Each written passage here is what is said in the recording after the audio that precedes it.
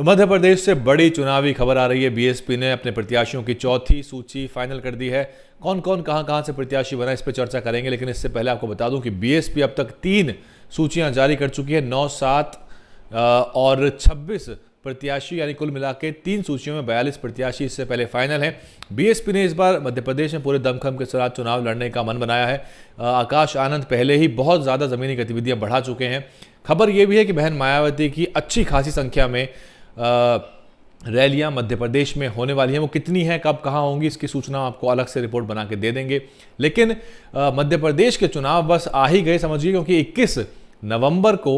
21 अक्टूबर को नामांकन की प्रक्रिया शुरू हो जाएगी और 17 नवंबर को चुनाव होने हैं। चुनाव प्रचार थमेगा 17 नवंबर से 2 दिन पहले, यानी कि 15 नवंबर को। और तब तक यानी कि 21 नवंबर से लेकर 15 नवंबर तक बहन मायावती की रैलियां प्रस्तावित हैं। इस दौरान बहन मायावती राजस्थान में भी रैलियां करेंगे, क्योंकि राजस्थान में 15 नवंबर के बाद बहन मायावती की रैलियां होना संभावित है, क्योंकि वहां पर 25 नवंबर का मतदान है। इसलिए 15, 16, 17 के बाद ही बहन मायावती 4 दिन में 8 रैलियां वहां करेंगी।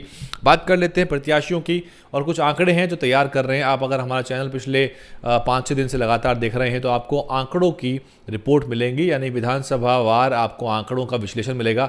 जो इतने गहन आंकड़े जो आपको टीवी मीडिया भी कभी नहीं दिखाता बारीकी से, और उसमें एक बहुजन राजनीतिक एंगल आपको हमेशा मिलेगा, जिसको हमेशा टीवी की मीडिया दरकिनार करती है। आप लगातार बने रहिए। अगले चुनावी इस पूरे सफर में, चुनावी समर में आपके लिए आंकड़े लेके आएंगे। बहुत जल्द आपके लिए विधानसभा वार सभी पार्टियों के प्रत्याशी और 2013 और 18 के जो आंकड़े हैं उसका एक कंपैरेटिव एनालिसिस करेंगे, उसका तुलनात्मक अध्ययन करेंगे आपके सामने, और आपको एक तस्वीर बताएंगे कि कौन किस बार जीत सकता है, किसका पलड़ा भारी होगा। देख लेते हैं कौन कौन सी सीट हैं। छतरपुर जिले की सामान्य सीट महाराजपुर, यहाँ से महेश कुशवाहा है मैदान में। नवल सिंह धाकड़ सामान्य कोलारस सीट से हैं, शिवपुरी की सीट है कोलारस। इसके अलावा सागर जिले की सामान्य सीट है बंडा, यहाँ से रणजोर सिंह बुंदेला मैदान में है। और सामान्य सीट है खुरई, सागर ये जिला है। मनोज रजक यहाँ से मैदान में है। सामान्य सीट है देव तालाब और अमरनाथ पटेल यहाँ से। महत्वपूर्ण सीट है रीवा का इलाका है, जहाँ बसपा सांसद तक जिता चुकी है। देव तालाब का क्या इतिहास है ये आपको हम बता देंगे आंकड़ों के साथ, जब हम आपको विधानसभावार विश्लेषण देंगे। एससी आरक्षित सीट है देवसर सिंगरौली की, शिवशंकर साकेत यहाँ से मैदान में है।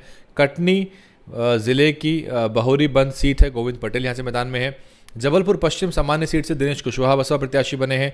होशंगाबाद सामान्य सीट से प्रदीप मांझी बसपा प्रत्याशी बने हैं। इसके अलावा अनुसूचित जनजाति यानी एसटी आरक्षित पंधाना सीट है, मनोज सोलंकी आपको यहाँ बसपा के टिकट पर चुनाव मैदान में नजर आएंगे। अनुसूचित जाति की सीट हैं सारंगपुर, यहाँ से देवकरण वर्मा।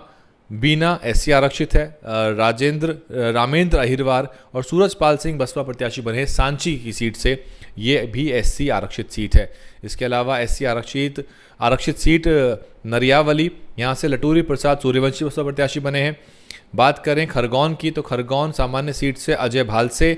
गंदवानी एसटी आरक्षित सीट से धूम सिंह मंडलोई और अलीराजपुर एसटी आरक्षित सीट से अतर सिंह पटेल। सोनकच्छ एससी आरक्षित सीट से मुकेश सोनगरा बसपा प्रत्याशी हैं। एसटी आरक्षित सीट बांगली मुकेश रावत। इन सीटों पर ध्यान दीजिए, क्योंकि ये एसटी आरक्षित सीट है, यहाँ एसटी बहुलता है, आदिवासी जो वोटर है बड़ी तादाद में मध्य प्रदेश में मौजूद है।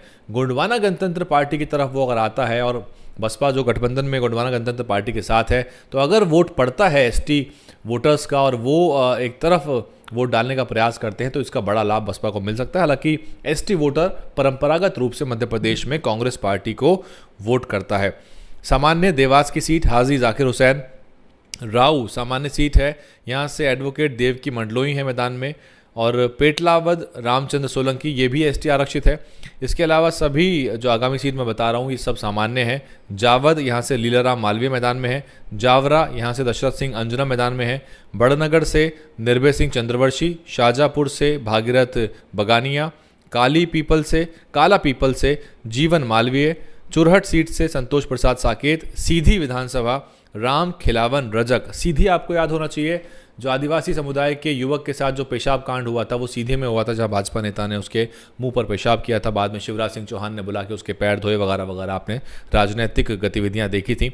इंदौर फर्स्ट से सुनील कुमार अहिरवार। यह है 31 सीटों का बसपा का प्रत्याशियों का पूरा का पूरा ब्यौरा। अब सवाल ये पैदा होता है कि क्या गोंडवाना गणतंत्र पार्टी और बसपा के गठबंधन को लाभ मिल पाएगा। अगर वो मिलता है और बहन मायावती की रैली से एक पॉजिटिव इम्पैक्ट आता है तो बीएसपी यहाँ पर अपने आंकड़े को बेहतर कर सकती है। बाकी मध्य प्रदेश का इतिहास मैं आपको बता चुका हूँ, बसपा यहाँ पे 11 विधायक तक जिता चुकी है। अधिकतम बसपा का मत प्रतिशत यहाँ 9 गया है और बसपा ने यहाँ कुल मिला के अब तक 4 सांसद जिताए हैं, जिसमें से 2 बार 1-1 और 1 बार 2 सांसद बसपा ने जिताए थे मध्य प्रदेश से। उत्तर प्रदेश के बाहर अगर किसी भी विधानसभा में बसपा ने सर्वाधिक सांसद जिताए हैं तो वो राज्य मध्य प्रदेश है। कुल मिला के बसपा ने 4 राज्यों में लोकसभा के सांसद जिताए हैं, पंजाब, हरियाणा, उत्तर प्रदेश और मध्य प्रदेश। ये 4 राज्य महत्वपूर्ण रहे हैं बसपा के लिए। और पिछले चुनाव में भी बसपा को 5% का वोट मिला था, जो कि कम नहीं कहा जा सकता। बस कंसोलिडेशन उसमें नहीं हुआ, बिखरा हुआ वोट था वो। अगर इस बार कुछ सीटों पे बसपा के वोट का कंसोलिडेशन होता है तो बसपा को ज़्यादा विधायकों का आंकड़ा मध्य प्रदेश की विधानसभा में भेजने का मौका मिलेगा। हालांकि इस बार आम आदमी पार्टी भी मैदान में होगी और आम आदमी पार्टी एक मेयर भी जिता चुकी है निगमों के चुनाव में। अगर आप पुराने आंकड़े उठा के देखेंगे, आज़ाद समाज पार्टी मैदान में होगी। हालांकि रिकॉर्ड बताता है अब तक का कि आज़ाद समाज पार्टी को वोट नहीं मिलता है। 27 सीटों का जब उपचुनाव हुआ था, जब उठापटक हुई थी मध्य प्रदेश में, तो आज़ाद समाज पार्टी को 100, 150, 250, 300 तक का ही वोट अमूमन प्राप्त हुआ था। ये था लेखा जोखा ब्यौरा। दोबारा हाजिर होंगे आंकड़ों के साथ, बने रहिए। सोने से पहले DN हिंदी को सर्च करके अगर सब्सक्राइब नहीं किया है तो देखिए, आपको खबरें मिलेंगी। और सब्सक्राइब करें बिना देखना गुनाह है। आप अपने चैनल की ताकत बढ़ाइए। हमारा 70% दर्शक बिना सब्सक्राइब करे चैनल को देख रहा है। यही कारण है कि हम अब तक 7-7.5 लाख के आंकड़े पर हैं। अन्यथा हमारी वीडियोस हर महीने 1 से 1.5 करोड़ लोगों तक पहुंचती हैं। अगर आप लोग सब्सक्राइब करना शुरू करें तो चैनल की ताकत बढ़ेगी। इसके महत्व को समझिए और सब्सक्राइब करिए। DNN हिंदी को सब्सक्राइब करने के लिए दबाएं लाल रंग का सब्सक्राइब बटन और घंटी का बटन दबाकर ऑल नोटिफिकेशन पर क्लिक करें। चैनल को जिंदा रखने के लिए नीले रंग का ज्वाइन बटन दबाकर चैनल को आर्थिक सहयोग करें।